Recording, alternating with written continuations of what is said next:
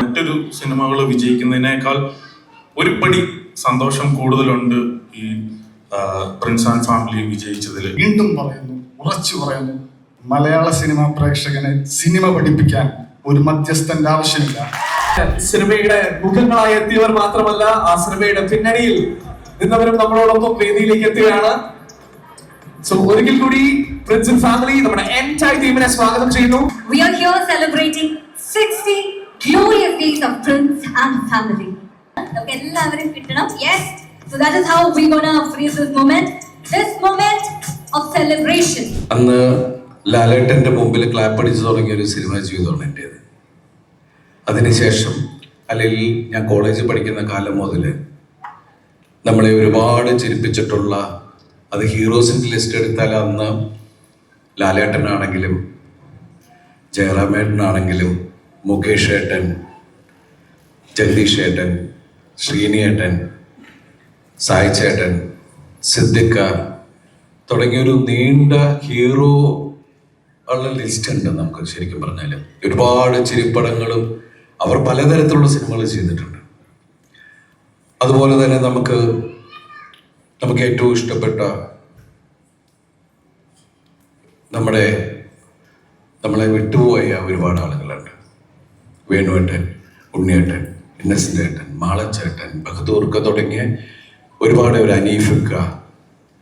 ശരിക്കും എന്താ പറയുക, നമ്മളെ ഉണ്ടെങ്കിലും ഇല്ലെന്ന മട്ടിലിരിക്കുന്ന നമ്മുടെ ഏറ്റവും നമ്മൾ സ്നേഹിക്കുന്ന നമ്മുടെ അമ്പിളിച്ചേട്ടൻ, അങ്ങനെ ഒരുപാട് പേരുടെ കൂടെ കളിച്ച് എൻ്റെ ഒപ്പം പിന്നെ വന്ന ആൾക്കാരാണ് മണിയും സലീമും അശോകൻ ചേട്ടൻ തുടങ്ങിയ ഒരുപാട് നിങ്ങളെയൊക്കെ ചിരിപ്പിച്ചിട്ടുള്ള ആളുകൾ.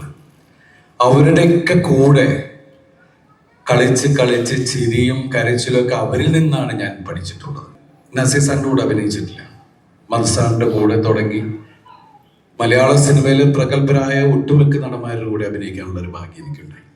പക്ഷെ അവർ ഓരോരുത്തരും വളരെ ആത്മാർത്ഥമായിട്ട് എനിക്ക് പറ്റിയിട്ടുള്ള അല്ലെങ്കിൽ ഞാൻ അഭിനയിക്കുന്ന സമയത്തുള്ള തെറ്റുകളോ അല്ല അതെങ്ങനെ ചെയ്യണമെന്ന് പഠിപ്പിച്ച എൻ്റെ ഗുരുസ്ഥാനത്തുള്ളവരാണ് എൻ്റെ സഹപ്രവർത്തകർ. എൻ്റെ വളർച്ചയിൽ ഞാൻ അവരോട് ആദ്യം തന്നെ ഞാൻ നന്ദി പറയുകയാണ്. ശക്തനായ ദൈവത്തിൻ്റെ അനുഗ്രഹം കൊണ്ട് പ്രിൻസ് ആൻഡ് ഫാമിലി എന്ന് പറഞ്ഞ സിനിമ അതിൻ്റെ 60-ാം ദിവസം ആഘോഷിക്കുന്നു. നേരത്തെ ആയിരുന്നെങ്കിൽ ഇത് 120-150 ദിവസവും ആണ് നമ്മളെ കണക്കിലെടുക്കുന്നത്. കാരണം ഇന്ന് നമ്മൾ സിനിമയ്ക്ക് 25 ദിവസം 30 ദിവസം എന്ന് പറയുന്ന ഒരു ആയുസാണ് ഒരു സിനിമയ്ക്ക് വെക്കുന്നത്. അത് കഴിഞ്ഞാൽ ഉടൻ തന്നെ അത് ചിലപ്പോൾ നമുക്കത് OTT കാണാം, ചിലപ്പോൾ നമ്മളത് കണ്ടില്ല എന്ന് വരും. അപ്പം അങ്ങനെയുള്ളൊരു സിനിമയ്ക്ക് അനുകൂലമായ സാഹചര്യമാണോ പ്രതികൂലമായ സാഹചര്യമാണോ നിൽക്കുന്നതെന്ന് എനിക്ക് അങ്ങനെ ഒരു ഈ അവസരത്തിൽ അങ്ങനെ പറയുന്നത് ശരിയല്ല. പക്ഷെ എന്നാലും ഇന്നത്തെ ഒരവസ്ഥയിൽ ഒരു സിനിമ വലിയ വിജയമാവുന്നത് വലിയ കാര്യമാണ്. ഇന്ന് 60 ദിവസം പിന്നിട്ട് നമ്മളിവിടെ ഒരു ശരിക്കും പറഞ്ഞത് ഈ സദസ്സിൽ നിൽക്കേണ്ട ഒരു എന്താ പറയാ, നമ്മൾ വളരെ കുറച്ച് ആളുകളെ ക്ഷണിച്ചിട്ടുള്ളൂ. ഈ സിനിമയുമായി ബന്ധപ്പെട്ട ആൾക്കാരെ മാത്രവും. പിന്നെ നമുക്ക് വളരെ വേണ്ടപ്പെട്ട ആളുകൾ എന്ന് വെച്ചാൽ മലയാള സിനിമയിൽ എല്ലാവരും നമുക്ക് വേണ്ടപ്പെട്ടവരാണ്. പക്ഷെ പെട്ടെന്ന് വിളിച്ച് നമുക്ക് കമ്മ്യൂണിക്കേറ്റ് ചെയ്യാൻ പറ്റുന്ന, അല്ലെങ്കിൽ മാത്രമല്ല അതുപോലെ നമ്മുടെ അസോസിയേഷൻസ്, എല്ലാ അസോസിയേഷനിലെയും എല്ലാ വേണ്ടപ്പെട്ട ആൾക്കാരും ഇവിടെ വന്നിട്ടുണ്ട്. അതാ പറഞ്ഞത്, ഒരു ചെറിയ സദസ്സാണെങ്കിലും ഇവിടെ വന്നിരിക്കുന്ന എല്ലാം വലിയ ആൾക്കാരാണ്. അപ്പോൾ ഈ വേദിയിൽ ഇങ്ങനെ നിന്ന് നിങ്ങളോടെല്ലാം നന്ദി പറയാൻ എനിക്ക് അവസരം തന്ന ദൈവത്തിനോട് ഞാൻ നന്ദി പറയുന്നത്.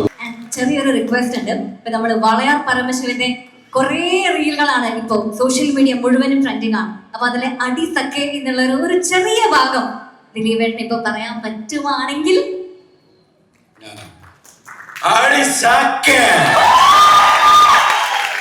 Thank you so much. എല്ലാ പ്രശ്നങ്ങളിലും ഞാൻ കഴിഞ്ഞ വേദിയിൽ പറഞ്ഞാണ് എൻ്റെ കൂടെ നിന്നിട്ടുള്ള ദിലീപ് ഫാൻസിന്റെ സഹോദരൻ. അതാണ് പറഞ്ഞു വന്നപ്പോൾ ഞാൻ ആരെയോ വിട്ടുപോയി എന്ന് എനിക്കൊരു തോന്നലുണ്ടായി. ക്ഷമിക്കുക. കാരണം അവരെ എനിക്ക് ഒരിക്കലും മറക്കാൻ പറ്റില്ല.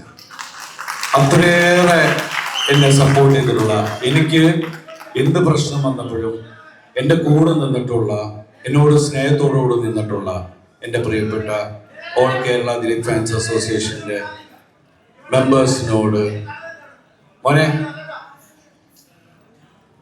മോനെ മോനെ നമ്മൾ ബഹളം ഉണ്ടാക്കാനല്ല ഇവിടെ വന്നത്. മോനെ മോനെ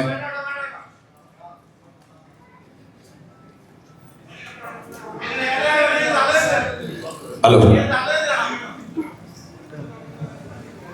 അപ്പൊ അത്രയൊക്കെ ഉള്ളൂ.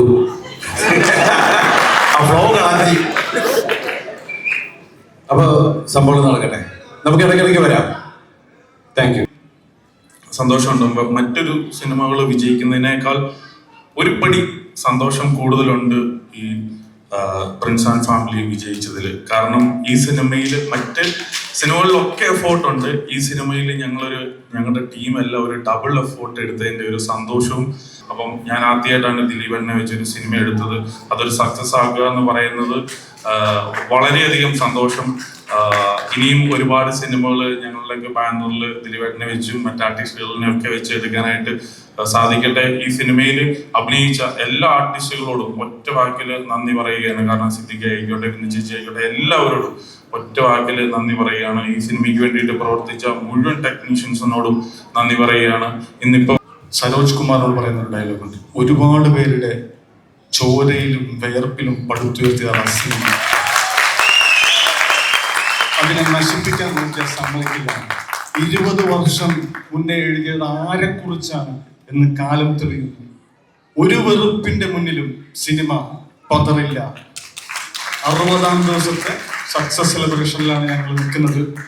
ഈ സിനിമയിൽ ദിലീപേട്ടൻ എന്ന പ്രിൻസിന്റെ ക്യാരക്ടർ പറയുന്നുണ്ട്, നിങ്ങളുടെ അഭിപ്രായങ്ങൾ എന്തും ആവട്ടെ, അത് നിങ്ങളുടേത് മാത്രമായിരിക്കണം.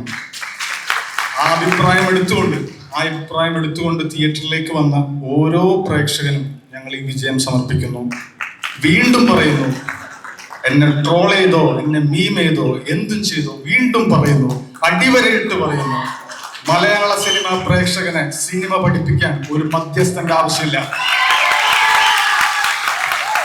ഒന്നുകൂടെ പറയുന്നു, ഉറക്കെ പറയുന്നു, ഉറച്ചു പറയുന്നു.